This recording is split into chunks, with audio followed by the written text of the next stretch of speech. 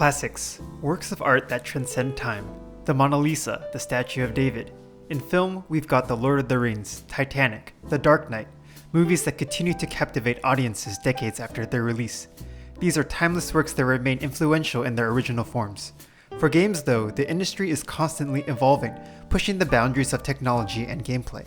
Even the most beloved classics, like Ocarina of Time or Resident Evil 4, have received remakes to refresh their controls, graphics, and overall experiences for newer audiences.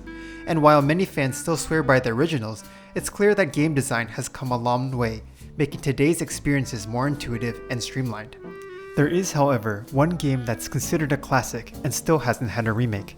It holds up amazingly well in 2025 as it was groundbreaking in 1995. Chrono Trigger.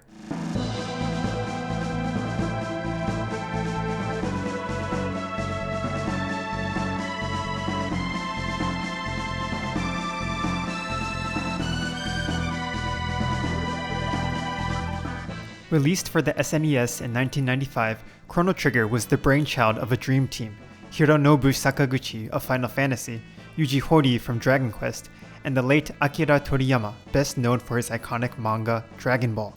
Together, they created a gorgeous RPG with active turn-based combat, a cast of lovable characters, and a time-traveling narrative filled with charm and depth. You play as Chrono, a young man attending a festival when he's sucked into a time portal and travels 400 years into the past. From there, he sets off on a quest to save a mysterious girl, and along the way, you will be helping different characters from across time, battling monsters, and manipulating history to prevent a cataclysmic future. But what makes this game out of all JRPGs so special? Pacing. For me, Chrono Trigger stands out most because of its pacing. As much as I love JRPGs, so many of them drag and lose momentum. Long cutscenes, repetitive random encounters, and a lack of variety makes these 50+ hour games a tough commitment. Chrono Trigger, on the other hand, is one of the best paced RPGs ever made. The dialogue is concise, the cutscenes are few but impactful, and more importantly, it's one of the earliest games to do away with random encounters. Instead, enemies are visible on the map, making combat flow directly into your exploration. You'll never be pulled out of the action for a battle scene, it all happens there in real time, which adds to the immersion. And let's talk about the length. The game takes around 20 to 30 hours to complete, which is on the shorter side for RPGs, but that's what makes it so tight. There is no filler here.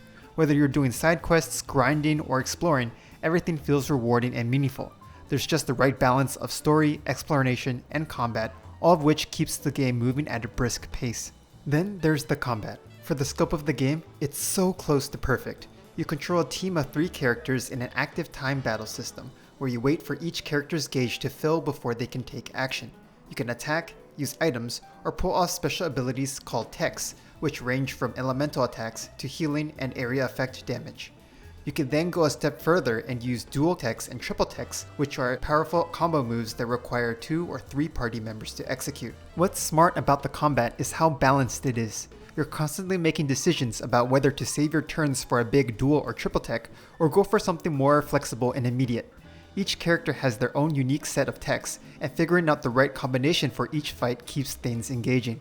For example, Frog uses water-based and physical attacks, while Marl offers ice-based attacks and AoE healing.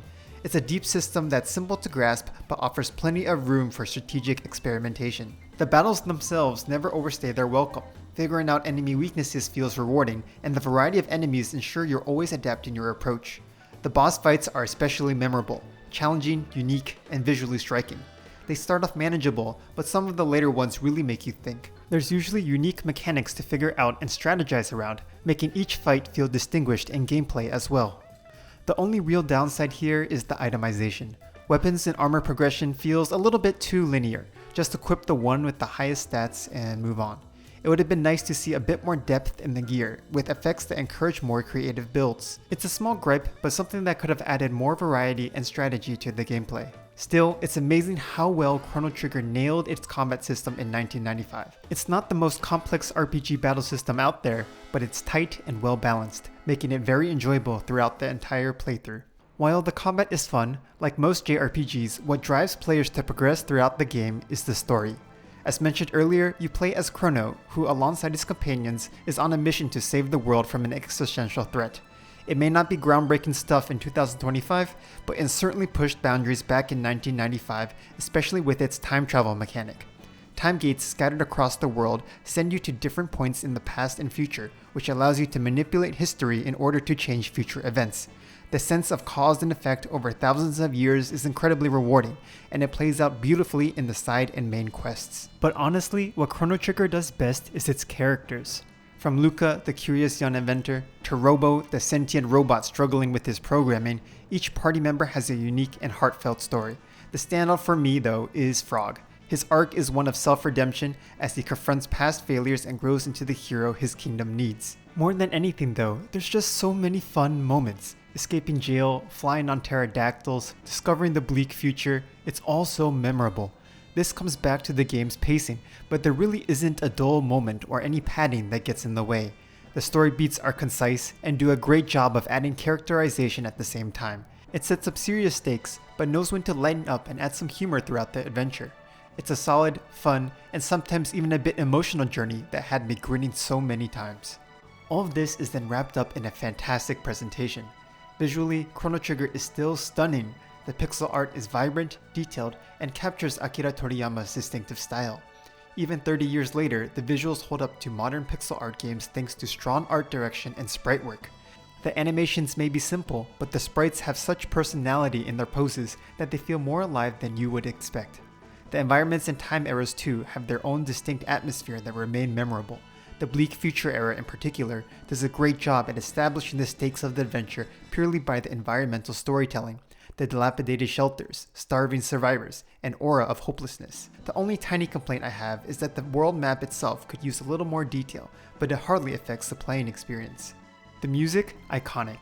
Each character's theme and the different tracks help inject personality into every moment.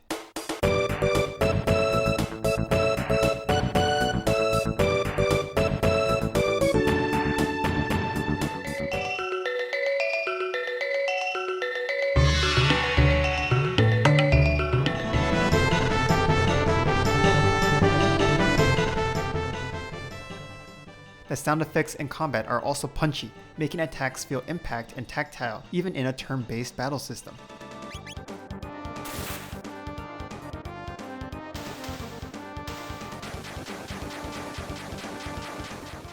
I just love Chrono Trigger. I can't imagine how groundbreaking it must have been in 1995, but in 2025, it still plays absolutely beautifully. It's the gold standard for JRPGs for a reason, and even if it gets a remake someday, the original will remain timeless. Do yourself a favor and have a lovely weekend going through this one. Hey, thanks for watching. If you enjoyed the video, help support the channel with a like and subscribe. Stay tuned for more gaming content to come.